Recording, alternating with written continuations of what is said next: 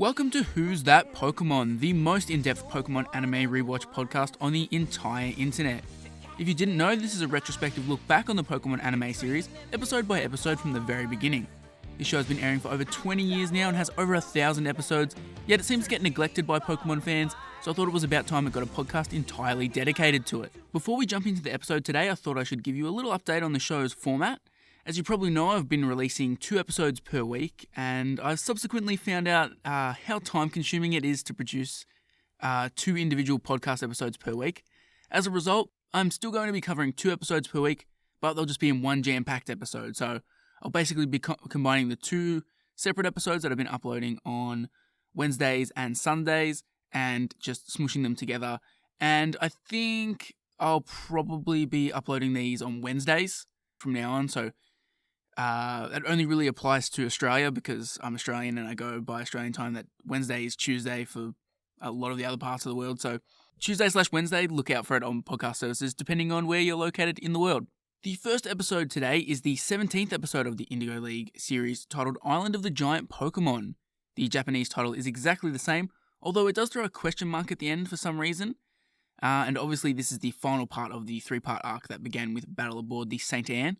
This episode first aired in Japan on July 22, 1997, and in the United States on September 30, 1998. On this day in Pokemon history for the Japanese air date, there is nothing of note, but on the air date for the American, on the date for the American airing, Australia saw the release of Pokemon Crystal in 2001, which Pokemon Crystal is probably the most nostalgic game for me. My first Pokemon game that I actually owned was Pokemon Silver, and I played the hell out of it, but for some reason Crystal was like the game for me. I remember distinctly getting it for my birthday from, I don't even remember who I got it from now, but yeah, I got it for my birthday, and I think because it was the deluxe version, as soon as I got that, I sort of just tossed Silver aside, and because the gap between Gen 2 and Gen 3 was actually one of the longer gaps in between generations, I kind of just played it to death. I never actually beat the Pokemon League in it. I got to the Pokemon League, and I was one of those little shits who just trained their starter Pokemon, and that's it. I picked a Totodile, trained it up to a Feraligatr, and it was quite high level. Johto games are actually games that you don't really want to have a full team because of the way sort of the level curve goes. But I was sticking with one Pokemon up until the Red Gyarados. I caught the Red Gyarados and added that to my team, which, as you could imagine, not a very well-balanced team there. Just 2 water types attempting to beat the Pokemon League. I did get up to Lance quite a bit, but I could never beat Lance. And to this day, I'm pretty sure that cartridge sits somewhere at my parents' house unfinished. But enough nostalgic talk. The screenplay for this episode was written by Takeshi Shudo. With this episode, Shudo takes back the crown for most episodes written. This is his 5th episode, and we last saw him writing for Mystery at the Lighthouse, which I actually was pretty critical of in my review, so we'll see if he can actually bounce back in this episode. Another little addition I've got here is the director for the episode. Way back when, I probably mentioned that I couldn't find concrete information on sort of any of the other people who worked on the show, except for screenplay and a few other things. But it came to my attention pretty recently that PocketMonsters.net, I believe that's the website, it actually has like a whole lot of technical info about episodes, and basically like a huge laundry list of everybody who worked on it. And as part of that, it's obviously got the director, so I can start including that in my episodes now. This episode was directed by Yukio Okazaki. This is Okazaki's directorial debut for the show, so pretty big episode to be handed for your debut, especially when the show is 17 episodes in, being handed the reins for the 3rd part of a 3-part arc. The debuts for this episode, we have no recurring human characters debuting here, but we do have a couple of Pokemon debuts. We get Slowpoke and Slowbro. For the Who's That Pokemon, we have a difference here. Slowpoke is the Japanese Who's That Pokemon, and Slowbro is the dub. This is the first time there's been a difference between the two, and I have no idea why this happened. Who bloody knows why there is a difference between the Japanese and everywhere else. If you have any sort of knowledge as to why it was done in this case, I'd love to hear. Shoot through a comment on the YouTube video and let me know. We do have a little bit of trivia here. It's the picture that's used during the Who's That Pokemon segment for the Japanese version actually shows a real fish biting Slowpoke's tail. So if it wasn't weird enough that the two versions differed in the Pokemon, we also see a Slowpoke getting bitten by a real fish, which is, it's weird now, but back then it was kind of par for the course considering how many real animals, not real Pokemon, were featured in the show. But with all of that said and done, it's time to move on to our episode summary and discussion.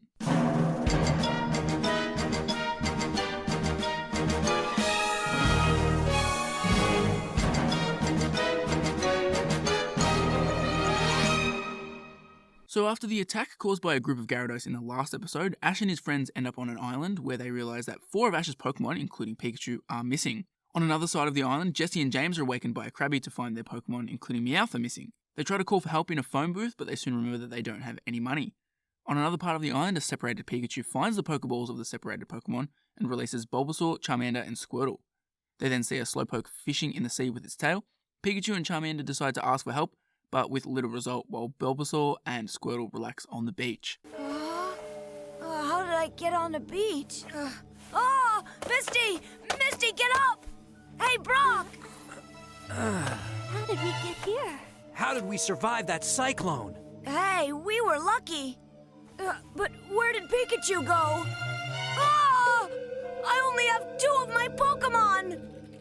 So one thing I did notice almost immediately about this episode is that there seems to be a Slowbro tail shell on the beach, which I can't tell if it was deliberate or not. It looks basically identical, which if it was deliberate, it's a cool little detail and maybe foreshadowing for later on where we see a evolution happen.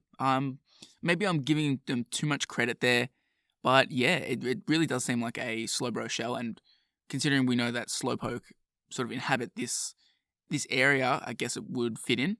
Here in the dub, we actually find out that Team Rocket got their Pokemon for their birthday and for Christmas.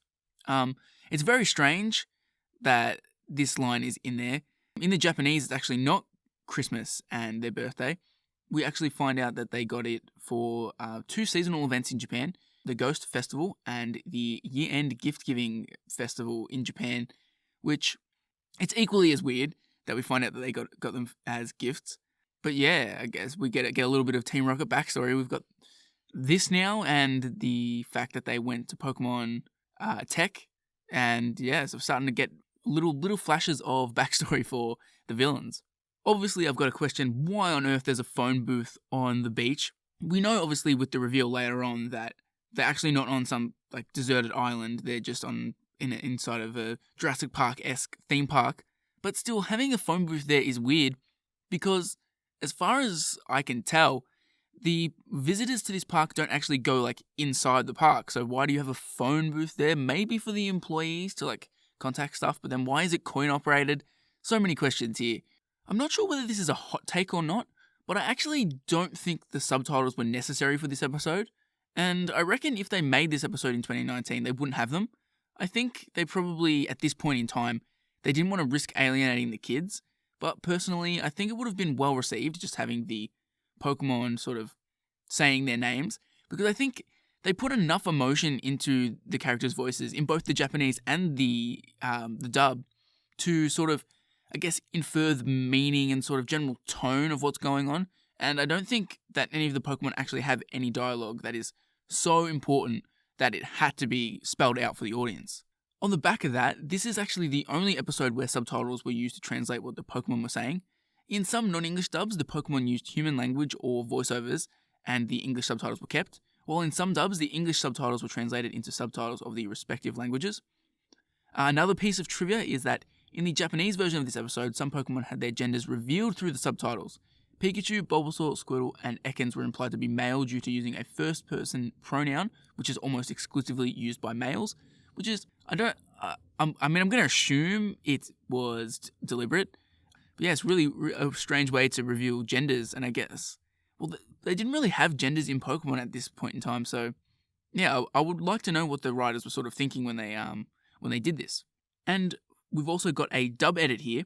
The scene where Krabby and Slowpoke appear also had them with subtitles in the Japanese version, but for whatever reason that was eliminated for the dub. Getting back to the sort of the episode at hand though, I think Pikachu and Charmander trying to communicate with the Slowpoke is hilarious. Just both of them sort of trying to get their point across to it, and Slowpoke being so slow just isn't registering a single thing. I'll finish on a bit of a negative here for this opening scene. I think the fact that the starters and Pikachu are the only ones from Ash's team to sort of be deserted here and get sort of the extensive characterization that happens in this episode is pretty telling of what the writers sort of thought of Ash's team in Kanto. When you watch Kanto, it's pretty clear that the writers don't care about any of Ash's Pokemon outside of that 4, because, like, you have Ash with his Pidgeot/Pidgeotto, which it does appear a lot, but it mainly loses battles and pops Team Rocket's balloon, or like searches, like does recon flights, which it never gets really anything important. Like, it doesn't get any personality. The same goes for Butterfree. You just don't get any character for it after it evolves into Butterfree. Like, it just gets sent out occasionally for battles and most of the time just loses the battles, which I think those Pokemon could have really done with getting this opportunity to shine. So while trying to find Ash and the others, Ash's Pokemon are found by Team Rocket's Pokemon, Coughing, Ekans, and Meowth. Meowth tells Coughing and Ekans to attack Ash's Pokemon, only to find out they won't battle for him because he is not their master. They also tell him that they are not bad guys and only take bad orders from their masters, much to Meowth's dismay, leaving him unable to battle Ash's Pokemon. Each side tells the others about their missing trainers, and Coughing and Ekans get visibly upset when Bulbasaur mentions that their trainers may have abandoned them. Pikachu immediately refutes the idea, telling Bulbasaur that Ash would never do something like that. The two sets of Pokemon then join together to find their trainers. Okay, guys, go get them! Huh? Hey! I said go get them! Ekans. Coughing. What? Ekans.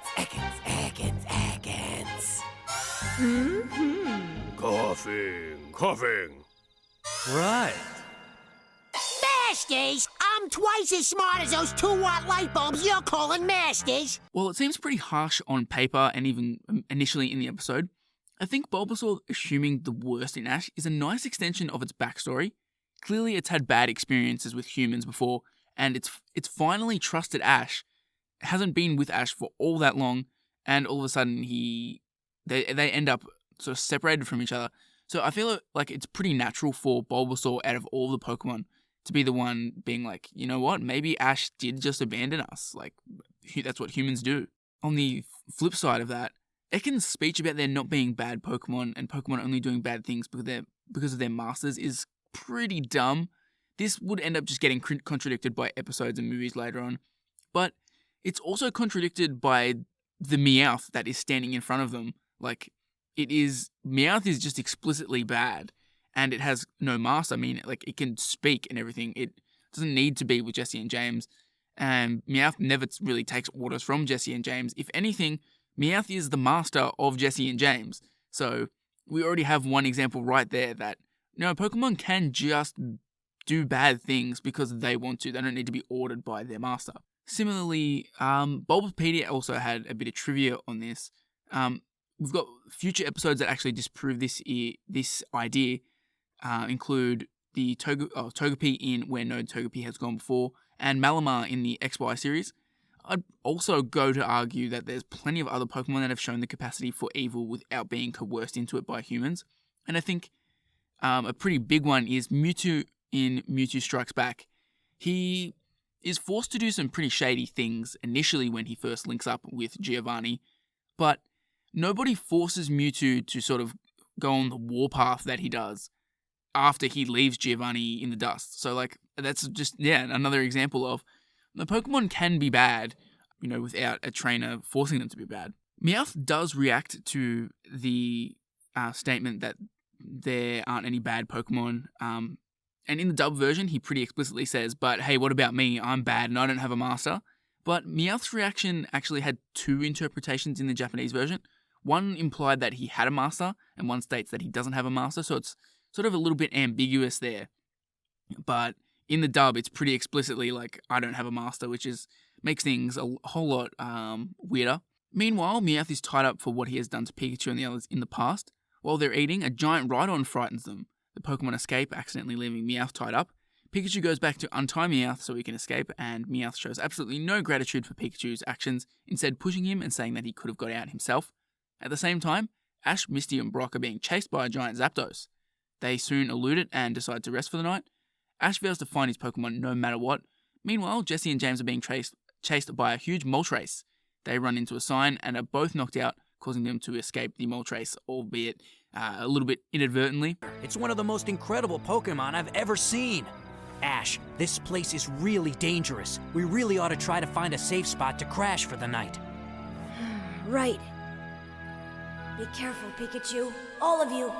Just stick together. Seeing the giant Pokemon here, and particularly the legendary birds, is pretty wild the first time you watch this episode without knowing the twist. Like, I can imagine back then, watching this episode as it premiered, seeing these gigantic Pokemon would have been pretty, crazy. And if the games had been out long enough that maybe you knew what legendary Pokemon were and you knew about the legendary birds, I might be pushing it maybe a little bit because, this episode came out September 30, so there would have been some kids who did know about that, but it would be pretty limited. But yeah, it's still seeing these gigantic Pokemon, not really knowing the Pokemon world as well as we know it now. I think that would have been a real cool experience. Something that I actually neglected to mention in the recap, and Bulbapedia don't actually mention it in the episode summary, probably because it doesn't actually add anything to the episode. But at one point, after they run away from the gigantic Rhydon, they sort of come to this kind of food stand / bar type thing. And there's a Slowbro working in a kitchen, and it appears that Bulbasaur and Meowth are drunk. They just randomly have come across this sort of stall that you would see in a typical Japanese market sort of area, which it's really weird, and there's no dialogue during it, and it just lingers on the shot of the food stand for way too long before cutting to the next morning. It's really strange. And as I mentioned, it's pretty heavily implied that Bulbasaur and Meowth get drunk at this stand. It's backed up by somebody talking to a barkeep in the original episode, so it's very, very, very weird little moment in the episode that overall doesn't really have any purpose.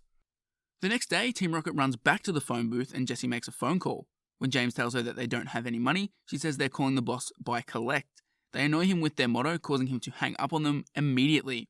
Jessie and James then use a wire to get help by pulling on it while inside, hoping it will lead to the phone company.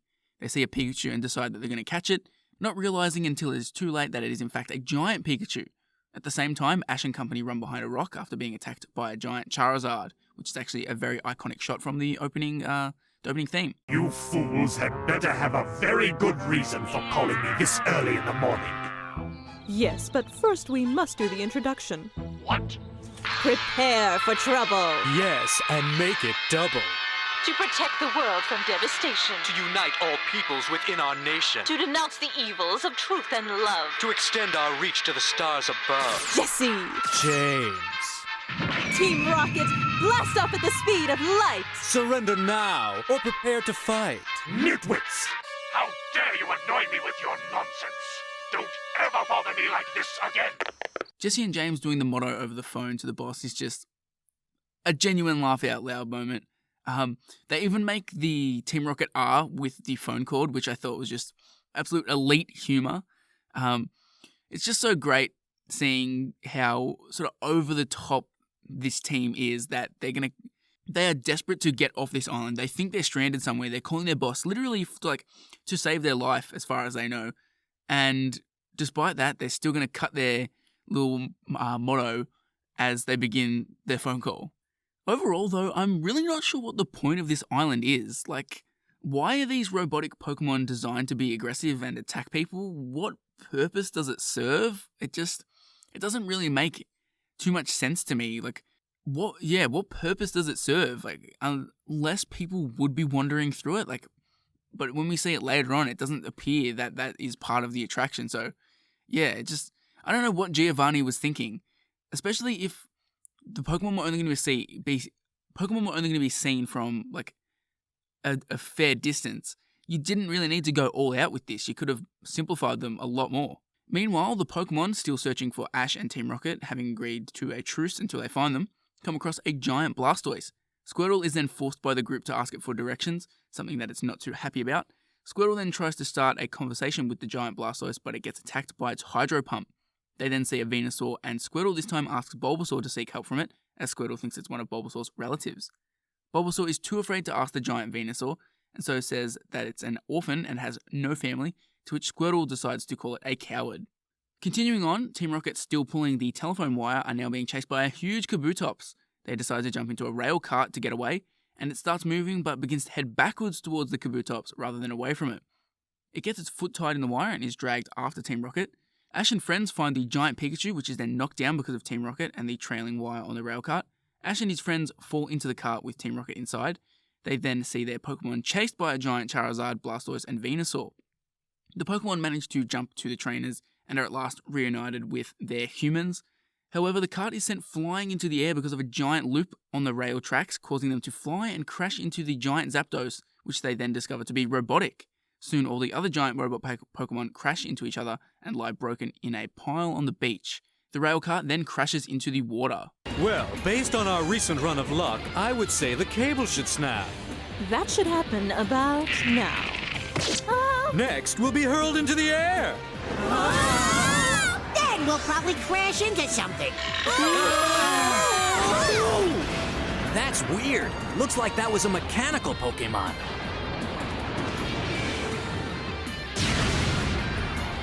And then finally, We hit the water. After a very, very long drive! So a bit of an error here. Early, there's a lot to get through in that, but we see when Team Rocket jump into the cart, they attempt to slam on the brakes and they say pull, but they then push the lever, which that's a pretty basic thing to get right.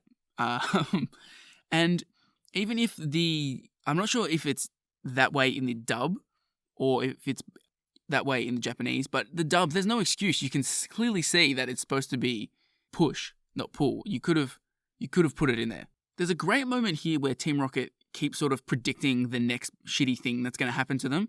They keep saying like, and right about now the rope would break, and right about now we'd go flying into the air, and they each happen one after another. I think this is just so funny. It's just great comedy, great comedic timing here, great delivery from Eric Stewart and Rachel Lillis.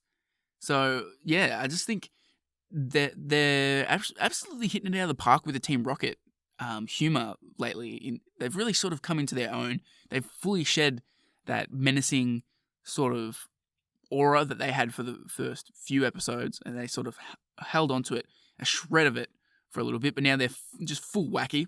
A Gyarados-shaped boat then approaches the island. Inside, a woman introduces what appears to be tourists on the boat to Pokemon Island. However, on noticing the damaged Pokemon, apologizes and then makes a call.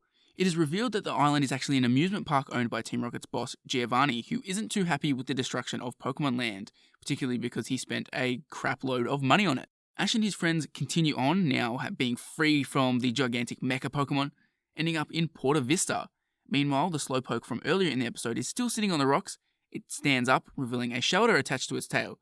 The newly evolved Slowbro looks forward and says its name proudly. Finally, our tired heroes resume their long journey and arrive at the beautiful town of Port Vista. All right! The beach! The beach! I can't wait! Yes. Blue skies and white sands. Time to hit the surf and soak up some rays. Don't forget to use lots of sunscreen, Ash. So this is yet another episode that ends with a little tease for the next episode. The next couple of episodes don't exactly continue on the sort of as explicitly as this 3-part arc, but you could add in Beauty and the Beach and Tentacool and Tentacruel as, I guess, part of this arc, because I don't know, it's sort of, they all sort of link in there perfectly, whereas often you'll see like hard cuts in between episodes where like you can genuinely make a case for all 5 of those episodes being sort of a little mini arc. That's it for this episode though. What did I think of it? Well, I think the episode has a few flaws and a few things I would have changed, but it's absolutely my favorite episode so far. The concept of this episode's just so absurd, it's so interesting, and they nail the humor here. I think the Pokemon interacting with one another for an extended period is really cool, and so much character development happens here. Because of that, I actually do have a negative though, and it's that it's just a real shame that Ash's other Pokemon aren't included here. As I mentioned earlier on, yeah, it's just, they really could have used it, and I'll even lump in Misty and Brock's Pokemon with that. They really could have used it, as their Pokemon have literally no personality in Kanto, and even in Johto, like, their Pokemon just aren't given personalities except, I'd say, Togepi, which I think that's pretty lame. I just think this episode, it shows that the Pokemon anime can be great in so many different ways. It has great episodes that are serious and emotional, great episodes that are focused on battling, and then they've got great comedic episodes too. However, I think it's always at its best when it's presenting weird and left of field ideas like this episode. When we see something that's just so out there, like, it's got a cool premise of like, oh, the Pokemon separated from the trainers, but then just the wacky premise of like, they're in some sort of Jurassic Park style sort of amusement park, but at the same time, they also like just incidentally or accidentally blow it up. Like, I think that's just such a weird and sort of left of field idea, but most of the time, I think Pokemon pulls it off when they do that. So a recap of major events. Jesse and James reveal that Ekans and Koffing were given to them as gifts, and these were obviously 2 different holidays between the dub and the Japanese, but I guess it doesn't really matter too much. The important thing is that they were given them as gifts. We've also got Ash Ketchum's win-loss record. It's still at 3 wins and 3 losses, and his winning streak is at 1 win. There's obviously no change here, and at a quick glance, it won't be until episode 22 until Ash has another battle, which, when you see how many episodes that he goes without battling in this season, it's no wonder he falls on his face at the Pokemon League. But with all of that out of the way, it's time for some trivia. Just 2 pieces of trivia here. The first one is that more Pokemon Pokérap images come from this episode than any other episode. It provides the images for Meowth, Rhydon, Zapdos, Charizard, Blastoise, Venusaur, Kabutops, and Slowbro. Out of these, only Slowbro and Meowth were actual Pokemon, and you can sort of, when you think about it, you can see why so many Pokemon images come from the from this episode, because it includes a lot of sort of rarer Pokemon that don't appear early on in the show. Obviously, like the legendary bird, Charizard, Blastoise, Venusaur, like those are all Pokemon that get shown off later. Kabutops as well doesn't get shown until the Attack of the Prehistoric Pokemon, so you can see why it was like that. Also, the plot of Ash and his friends washing up on an island supposedly filled with giant Pokemon could be a reference to the film Mysterious Island, where people get stranded on an island with creatures which have been genetically enhanced to be giant, which it could just be a coincidence, but it could also be a reference, considering that we saw the last 2 episodes actually had like pretty heavy references to like the like sort of current movies. It wouldn't surprise me if the 3rd episode they also decided that they were going to sort of parody or take inspiration from a movie. Now it is time to move on to Pokemail.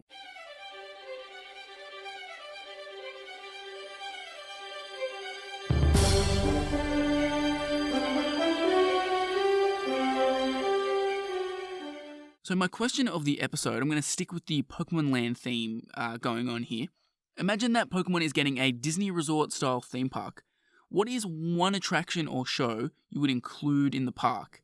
This is something that I wish would be a thing so badly. I am a theme park junkie. I have been to Disneyland. I've been to Walt Disney World. I've been to Tokyo Disneyland. I've also been to 3 Universal Studios. I can't get enough of theme parks, and the fact that Super Nintendo World is being built at Universal, it makes me so excited. But because of the sort of the weird relationship that Pokemon has with Nintendo, I don't think it's ever going to see representation in those parks, which makes me just so mad, and also makes me sort of think, how has Pokemon never had a proper permanent theme park, especially with its persistent popularity in Japan? Like, I've just gotten back from Japan quite recently, and I would say Pokemon is definitely, after all these years, still probably a top 5 sort of franchise in terms of sort of relevance. I would say while I was over there, One Piece and Dragon Ball seem to be the most popular in terms of seeing like references to it on the street and sort of merch everywhere. But like Pokemon like has so many dedicated like stores for it. I think it's crazy that we haven't seen a proper theme park. Besides, they did have like a Pokemon theme park that ran limitedly in like Taiwan. Like I don't know if it actually even ran in Japan, but that was just a limited time thing. So like it's crazy. Like there were so many cool things you could get out of the Pokemon franchise if you were to adapt it into a theme park. And I'd love to hear the kind of the ideas that you would have for it. I'm sure there would be a lot of wicked roller coasters you get out of some of the more epic Pokemon.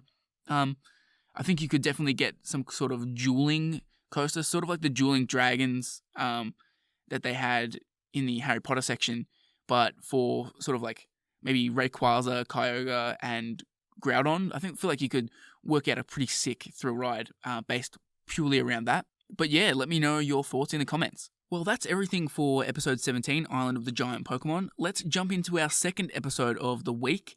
Our next episode is the 18th episode of the Indigo League series titled Beauty and the Beach, which is obviously a reference to Beauty and the Beast. The Japanese title is Holiday at Acapulco. This episode is quite notorious in the fandom for being the very first time that 4Kids ran into some major censorship issues.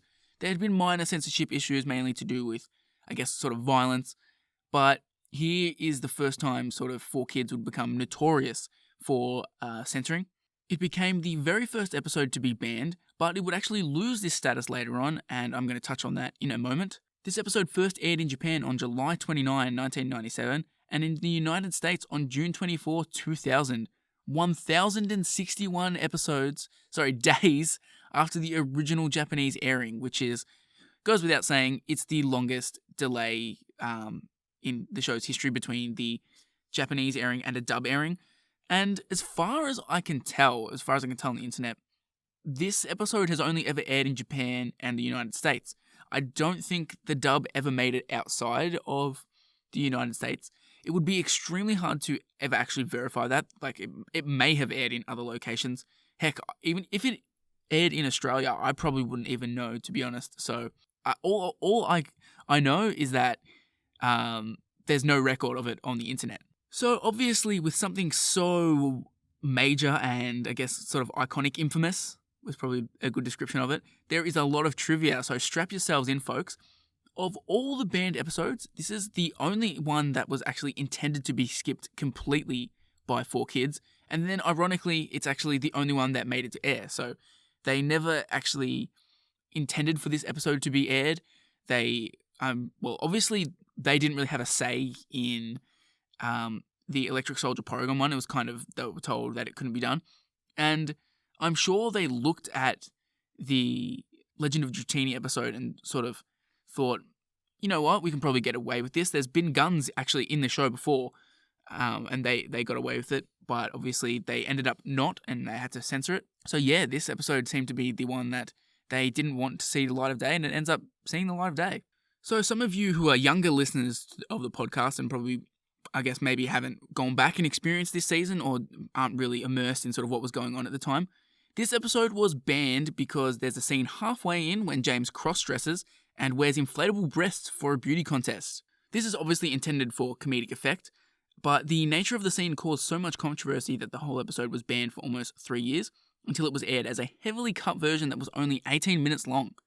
This edited version was actually sort of billed up as the lost episode when it aired in 2000. After its premiere on June 24, 2000, the episode actually was reran one time on August 18, 2000, so not too long after, and then it was never shown again in the United States. I'm not entirely sure why. They went to the effort of cutting it together. They made it safe. There is no breasts in this episode whatsoever.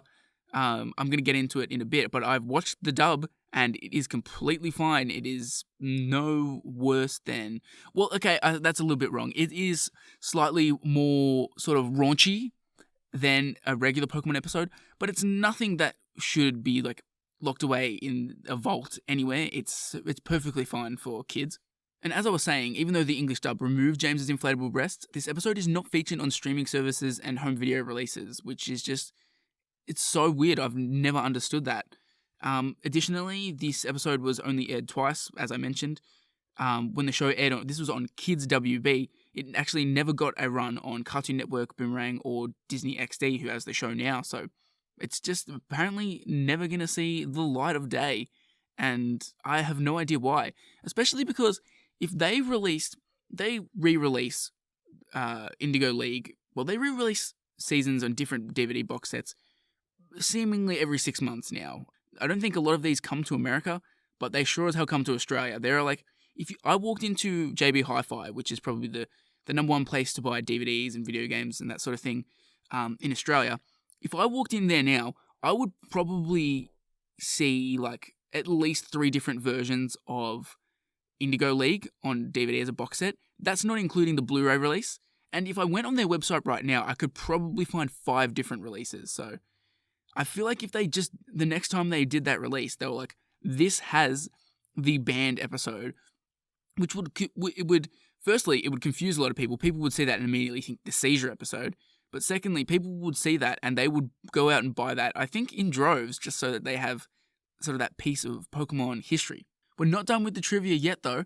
This episode was not dubbed when Nathan Price was voicing Meowth. As you would know if you're following along with the show or you just like to know a lot about Pokemon trivia. Maddie Blaustein is sort of the iconic voice of Meowth, but Nathan Price was the voice of Meowth for the first sort of, I think it's like 30 odd episodes. I never remember the exact number. So obviously when they got to this episode in the first place, it should have been him voicing Meowth, but instead it's actually Maddie Blaustein who portrays Meowth, which it's actually quite interesting because this means they went back and dubbed the episode after production on episode 32 at the earliest, which is that's the time when Maddie Blaustein takes over. We also have to take note of this being the first chronological time that James says fight, fight, fight at the end of the motto instead of just saying fight once. Due to the dub of this episode airing out of order, the first episode to do this in air date order was Fit to be Tied, which is episode 85, which it leads me to believe that it wasn't until around this time that they dubbed the episode, which is so weird. They go through 85 episodes. They are 50, no, not even 50. They're like close to 70 episodes later. And they like, yeah, we're going to dub that one. We're going to go back and dub it. And then it never even really amounts to much. It's such a weird case. I don't really know much weirder sort of examples of this sort of thing happening to a TV show. If they're out there, I would love to hear about them because this is just, there's so much weird stuff going around this episode and it really doesn't get talked about that much, especially compared to the seizure incident, which speaks for itself. Like that's obvious why that isn't spoken about as much. But even in comparison to the Legend of Dratini episode, it doesn't get spoken about as much because I guess Ash catches Tauros in that and sort of the guns are sort of more hardcore than just being like, James had breasts for a bit. Like, yeah, it just seems to get forgotten out of that sort of that holy trinity. But anyway, moving on here. On this day in Pokemon history for the Japanese air date, we have Emily Jenness, also known as Emily Bauer or Emily Blau, having her birthday on this day. Her biggest role was playing Dawn, but she also played Cynthia and is still voicing characters as of the 21st film and some of the more recent Sun and Moon episodes. We also have, continuing the Pokemon Crystal theme here, in 2001, Pokemon Crystal was released in the United States on the Japanese air date, which I obviously have already spoken extensively about Crystal in this episode, so I'll spare you me repeating myself. We also have on this day in Pokemon history for the American air date, Pokemon Colosseum was released in Australia in 2004, which, much like Gale of Darkness, I have not played Colosseum. Did not have a GameCube. In fact, the Wii was my first Nintendo console, so I missed out on that. But I do plan to play it eventually. I've obviously got if you're following along with not just the podcast, you're following along with my YouTube channel, I have my Gotta Play 'Em All series where I'm endeavoring to play through every single Pokemon episode in chronological order. So obviously I will get to Colosseum at some stage, and hopefully it lives up to the sort of the hype that is around that game. The screenplay for this episode was written by Hideki Sonoda. This is Sonoda's 3rd episode, and he last wrote Here Comes the Squirtle Squad. Director is Toshiaki Suzuki. This is the 4th episode Suzuki has directed so far, and he actually also directed the very first episode of the show, so clearly they've got a lot of faith in Suzuki to give him the first episode. we've just got one debut here. It is of a human character, and it is Brutella. We have no Pokemon debuts, which I think is the first time it's happened so far. Don't quote me on that, but I don't recall any other episodes having no debuts. But with all that said and done, it's time for some episode summary and discussion for this very, very, very interesting episode.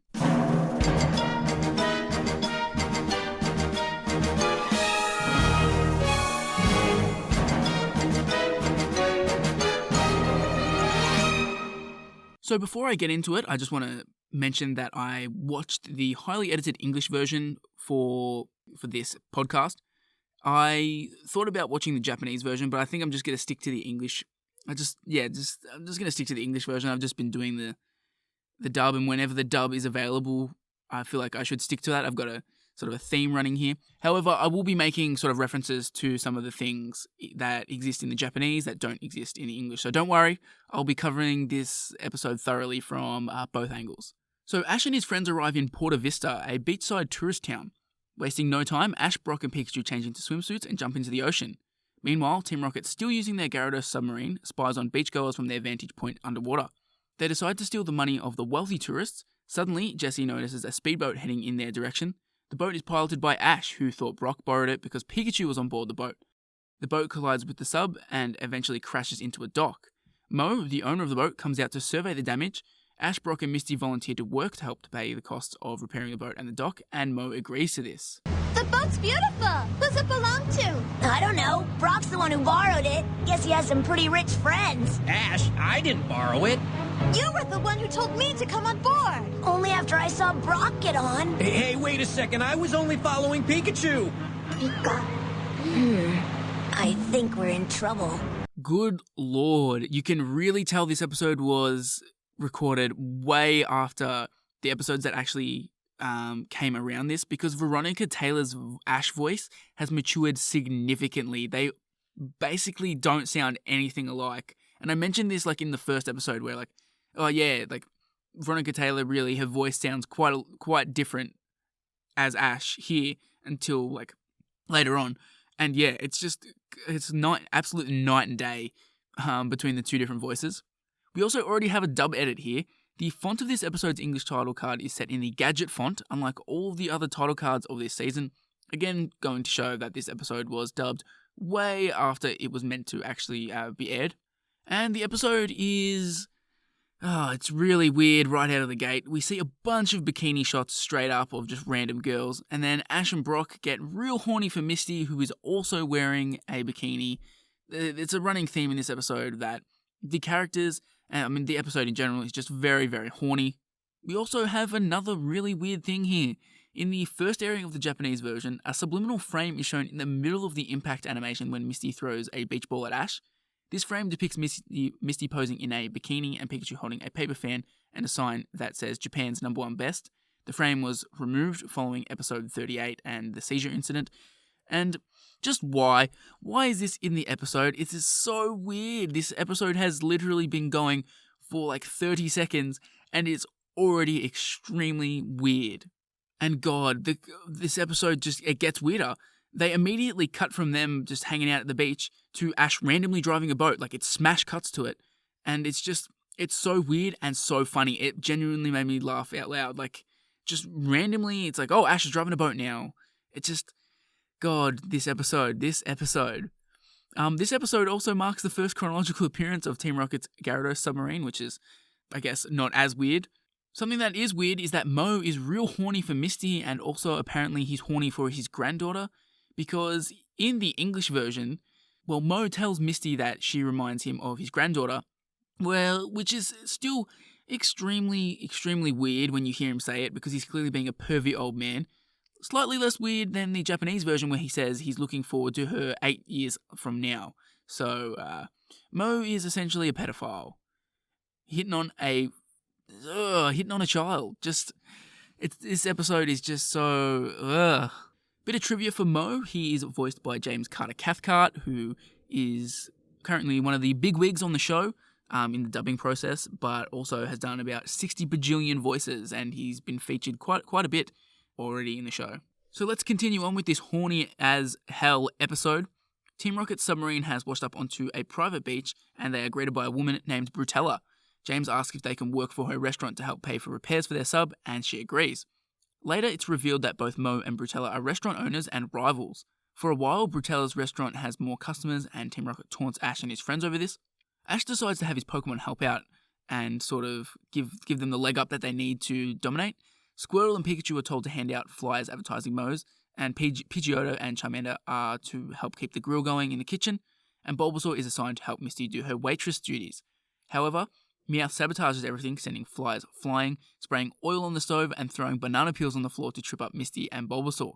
This causes the enormous crowd that had packed Mo's restaurant to leave, and they end up heading to Brutella's, which causes Ash to apologize.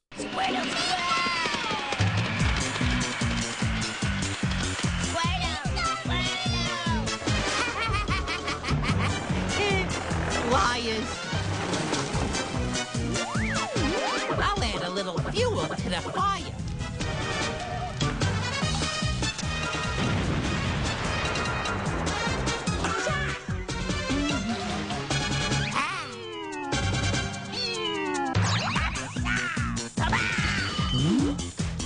So Brutella is voiced by Casey Rogers. This is only her second appearance in the show after voicing Joe in episode 9.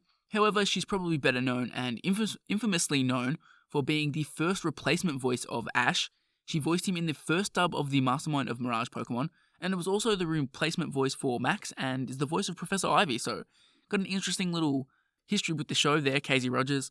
I know a lot of people shit on the current voice of Ash, but the voice in the first dub of Mastermind of Mirage Pokemon is far worse. Like, you don't understand how bad we could have had it, so I think we should just be grateful.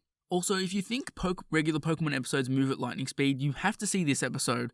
It moves like Pokemon on cocaine. It just flies from scene to scene. There is no breathing. It's just go, go, go, go, go, go, go. It's an absolute wild ride, and you really have to watch it to fully appreciate what's going on. Also, I don't think they've really cut much this far into the episode, which makes it even weirder. Like, apparently the original Japanese is just going at this breakneck pace as well, which, again, very weird episode. We've got a dub edit here. Ash and Brock were inviting everyone to have really strange dishes at Mo's restaurant. They offer up sort of dishes such as French fried flounder, 7-layered crab cakes, squid on a stick, and clam juice snow cones.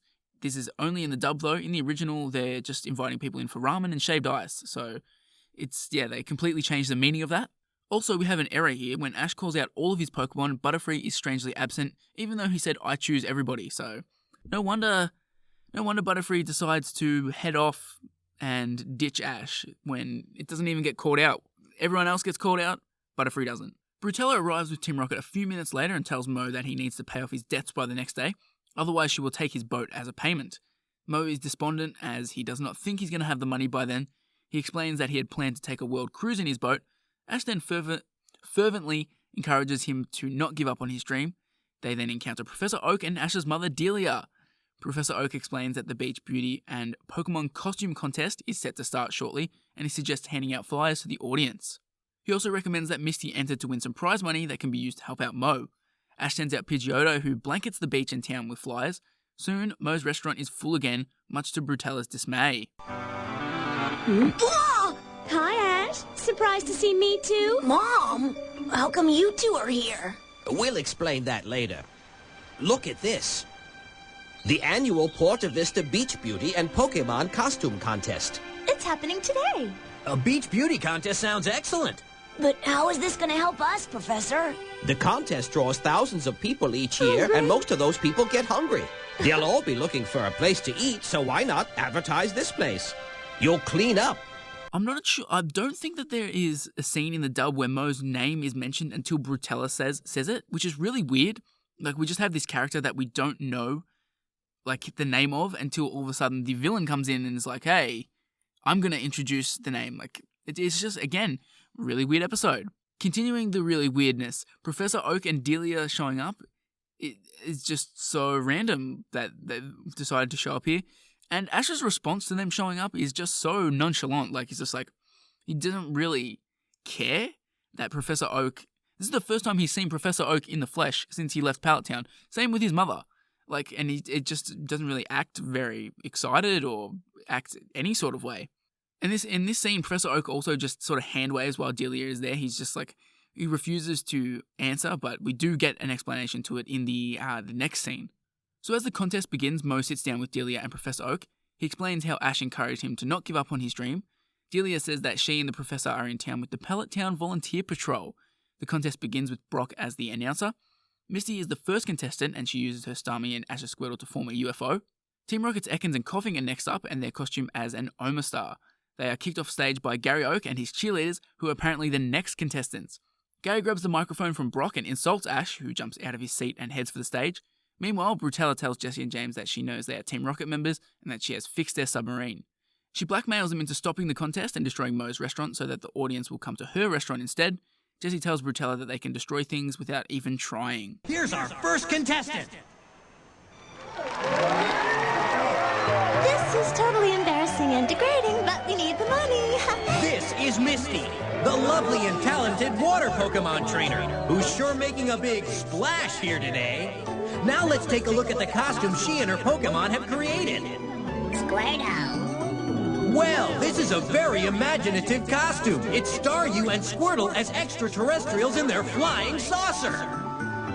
When the competition is beginning, we actually get an instrumental of Pokemon World, which is the theme for the second dub theme, which again just goes to show that this episode was clearly not dubbed until Orange Islands, which something tells me with this sort of beachy setting, the dub may have, like, sort of when they saw where the show was heading, they were like, maybe we can go back and do this and sort of slot it into Orange Islands, maybe. It'll get us an extra episode. And then maybe subsequently they realized that, like, oh, yeah, Brock's not going to be with them in the Orange Islands. We can't really fit this in. So, yeah, maybe that's maybe a potential theory. As I mentioned, we get an explanation for why Oak and Delia are here. And what is the Pallet Town Volunteer Patrol? I have no idea. Like, it sounds like patrol, like, makes you think like some sort of like neighborhood watch thing. But then it's also like explained as sort of being like a tour group. It just doesn't really make much sense to me. Again, this episode is just too horny. We've got Misty parading around in a bikini here and people basically ogling her, and they sort of play it out like Misty is whoring herself out for money, which I kind of don't like. It kind of feels a little bit icky and weird. But here is where we get the biggest dub edit and where the controversy comes from. So James was initially wearing an inflatable bikini in this scene. This is what caused it to be banned and is obviously cut entirely from the dub. In one of the cutout scenes, James says to Misty, "When you're older, you'll have a chest like this." And after Misty finishes her turn at the contest, the next footage shows James showing off his inflatable bikini. Then the Pokemon posing as an Omastar come out on stage, but only the Pokemon are seen in the dub. After Brock's comments about Gary's cheerleaders, Jessie and James, with the bikini still on, are seen fuming before being pulled aside by Brutella.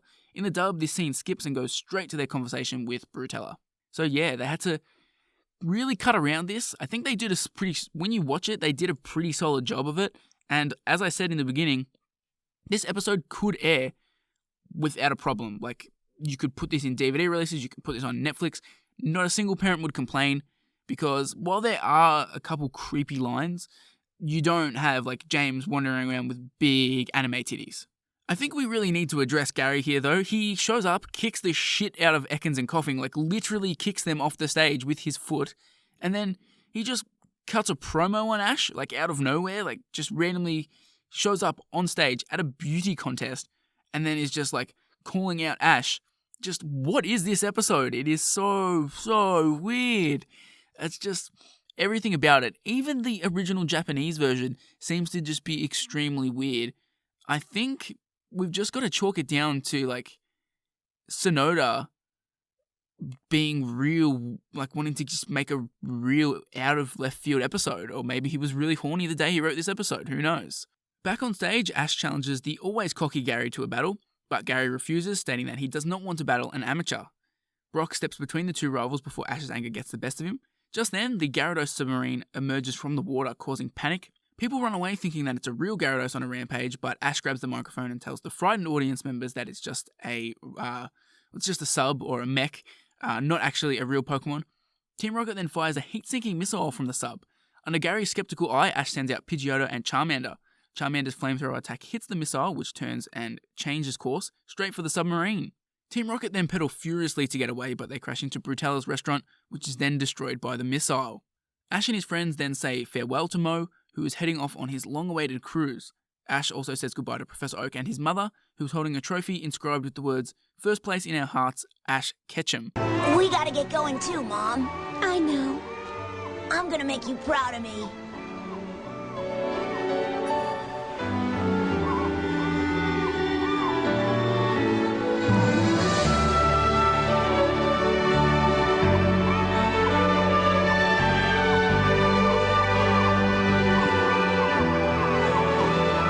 I think you should be very proud of your little pumpkin. I am proud, Professor. Proud of my young man. So, Mo just immediately sets off on his world cruise. He's been talking about, this is my life dream, I wanna see the world on my boat. Not only does he immediately have his boat fixed, but he apparently just drops everything. I'm assuming he closes down his restaurant that he was just working so hard at, and just decides he's gonna sail around the world. But you do you, Mo. You do you. We've then got to address Delia just randomly standing there holding a trophy. Like, it's so weird when you see it. Like, they just cut to her and she's just holding a trophy and it's not really explained. And then she has a really weird exchange with Ash when they say goodbye. It's just really awkward and not at all what you would expect between an interaction from Ash and Delia. And then obviously we see that there's a trophy that says first place in our hearts, Ash Ketchum. It's like, why? Just why? This episode, everything about this episode is so strange. We do have a final dub edit though to close things out here. In the Japanese version, no winner is specified and it's implied that Delia was only holding onto the trophy for a winner. In the dub, Ash is the winner, but he's being awarded because he saved the contest from Team Rocket and Brutella, which, okay. It's just really weird. Even in the Japanese, when you're looking at it, it's implied that Delia was holding on for the winner. Like, why is she holding on to it? It doesn't make any sense. But yes, that is Beauty and the Beach. That's the whole episode. What did I think of it? This is by far the most bizarre episode of Pokemon I have ever seen and probably will ever see in my entire life. It's just absolutely batshit insane. 4Kids clearly tried to edit around the over-the-top horniness, but there's still plenty on show here, and those edits they did make end up sort of making the episode even more bizarre, which is pretty hard because this episode is extremely bizarre in the first place.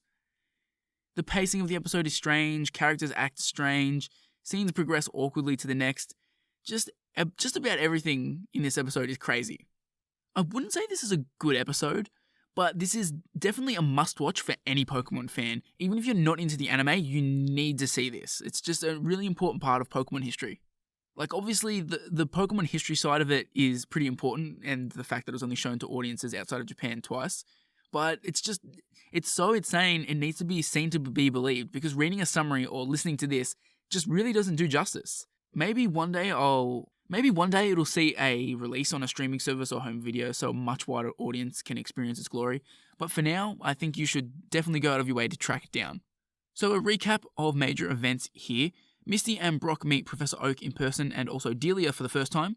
Misty then also meets Gary for the first time, which, yeah, it's very minor. This episode it's essentially just filler. We also have Ash Ketchum's win-loss record, which is still at 3 wins, 3 losses, which is going to be for the next few episodes. With all that said, it's time for some more trivia. 4 items on the old trivia list this episode. First up, the Japanese Netflix lists an English blurb for this episode. It says, Ash accidentally destroys an old man's ship when he and his friends visit the resort town of Port Vista, a beachside tourist destination, which is a little bit curious. This is also one of the few occasions where the Japanese writing on signs and flyers is not painted out in the American version, which again is very weird, and I guess they just wanted to push this out with as little effort as possible. I guess yeah. So many questions I would love to ask the people in charge of the show. Like, if I ever get an interview with like Norman J. Grossfeld or Michael Hagney, I would love to just bombard them with questions about this. In the Japanese version of episode 40, Jessie actually refers to Misty as being a flat brat girl, a reference to Jessie and James beating Misty in the, well, not beating, but sort of going up against Misty in the swimsuit competition. And finally, there are actually 2 cities in Port Vista, Acapulco and Hutba Port. However, both of these cities are just referred to as Port Vista in the dub. This is done to ensure Beauty and the Beast can be skipped entirely without breaking continuity, which is a smart decision in the end. It doesn't really cause much confusion, so yeah, I'm in support of it. We also have one error here. In the dub, Brock mistakenly calls Misty's Starmie a Staryu. With that said, it's now time for Pokemail.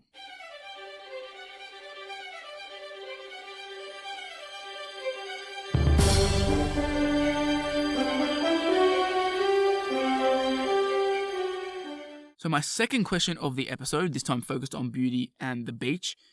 It's not really a question, it's more just I want you to give me your thoughts on this truly bizarre episode if you've seen it. Like, I just want you to just give me your thoughts on it because I need to see what other people think of this crazy, crazy episode. I need your theories. I just need everything. I need content about this episode. But that does us for our first ever sort of bumper jam-packed 2-in-1 episode. Thanks for listening to Who's That Pokemon. I hope you enjoyed the show. If you're not subscribed to the podcast, you can find us on Apple Podcasts, Spotify, Stitcher, YouTube, Google Play. You can also find the show on Twitter at Who's That PKM Pod to keep up with the latest updates for the show. And I'm on Twitter as @SauceMarlow if you want to follow me. You can also check out my YouTube channel, WTP Productions. There you're going to find all sorts of Pokemon content covering the games, anime, everything in between, video essays, stuff, sort of making deep dive looks into sort of the GS Ball and that Axed plotline. And obviously I've got my Gotta Play 'Em All series going on there, so check it out. I'm sure if you like this podcast, you'll enjoy what you see there. But that's all for this episode. I hope you join me again next week as I take a look back at Tentacool and Tentacruel and The Ghost of Maiden's Peak. The first of those 2 is kind of a sequel to Beauty and the Beach, while the second is a genuine filler episode. Join me next time as I take a look at how awkwardly 4Kids is going to handle this transition over their first banned episode.